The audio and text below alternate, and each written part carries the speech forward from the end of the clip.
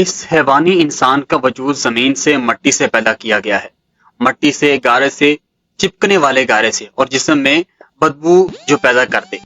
یہ ساری باتیں جو کہی گئی ہیں، اور سائنس بھی کہتی ہے کہ یہ جو انسان کا وجود ہے وہ مٹی سے پیدا ہوا ہے۔ کیسے پیدا ہوا اس میں اختلاف ہے، لیکن یہ کہ مٹی ہماری اصل ہے، قرآن بھی کہتا ہے اور سائنس بھی کہتی ہے۔ اور ہمارے وجود کو جب وہ تھک جائے، کمزور ہو جائے، اس کی توانائی کم ہو جائے، تو اس کے لیے جو غذا، جو طاقت ہے، وہ بھی ساری زمین سے آ رہی ہے۔ آپ نے پھل کھائے، آپ نے گندم کھائی، آپ نے چاول کھائے، یہ کہاں سے آ رہا ہے؟ اچھا، بکری کا گوشت کھایا تو بکری کا گوشت کس چیز سے بنا ہے؟ اس نے گھاس کھائی، اس نے پتے کھائے، یہ بھی وہیں سے زمین سے آ رہے ہیں۔ الٹیمیٹ سورس آپ کے وجود حیوانی کے لیے جو آ رہا ہے وہ زمین ہے۔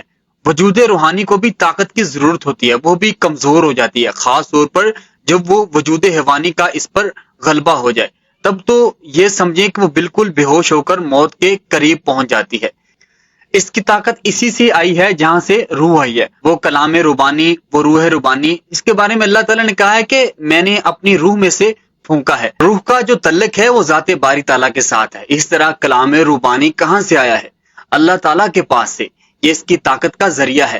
اب عام حالات میں کیا ہوتا ہے کہ ہمارا یہ جو وجود حیوانی ہے ہماری روح پر چھایا ہوا ہے، ہمارے وجود کی بیچاری روح ہے وہ دبی رہتی ہے، پسی رہتی ہے۔ اگر خدا نہ خواستہ ہم گناہ گار بھی ہیں، گناہ پر گناہ کا ارتکاب کر رہے ہیں، تو وہ روح جو ہے وہ قلب کے آئینے کے شیشے کے اندر ہے۔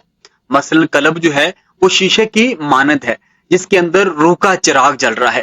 اب اگر یہ اوپر جو شیشہ ہے اس پر دھواں آ گیا، لالٹین کی چمنی پر دھواں آ جائے، روشنی باہر تو نہیں آئے گی۔ اگر انسان گناہ کرتا ہے تو قلب پر زنگ آ جاتا ہے۔ حضور صلی اللہ علیہ وآلہ وسلم نے فرمایا ایک داغ لگ جاتا ہے۔ انسان گناہ اور کرتا ہے اور داغ لگتا ہے، اور گناہ کرتا ہے اور داغ لگتے ہیں، یہاں تک کہ پورا قلب سیاہ ہو جاتا ہے اور روح اندر بند ہوگی، وہ دفن ہوگی۔ اس کے لیے اب ضروری ہے کہ ایک پروگرام ایسا دیا جائے جس سے یہ سارا نظام ریورس ہو جائے، جس سے یہ ہماری روح ہے وہ زندہ ہو جائے۔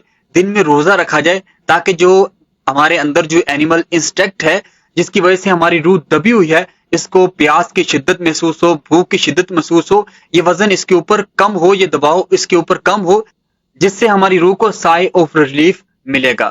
ایک مثال نے جیسے ایک بے ہوش آدمی پڑا ہے، اسے کوئی ہلکا سا ہوش آ رہا ہے، آپ اسے پانی کے چند قطرے پلائیں گے، اس کے منہ کے اوپر چھینٹے ماریں گے، اس کے بعد آپ نے رات کو کھڑا ہو کر قرآن کے انوار کو اتارا، بارش برس رہی ہے روح انسانی کے قلب کے اوپر، قلب روحانی، قلب انسانی کے اوپر، جس میں کہ وہ روح جو ہمارے قلب کے اندر روح جو دفن تھی اب وہ زندہ ہوگی۔ اس کے لیے اب ضروری ہے قرآن کے انوار و برکات کو اس پر نازل کیا جائے تاکہ اس کی روشنی پھیل سکے۔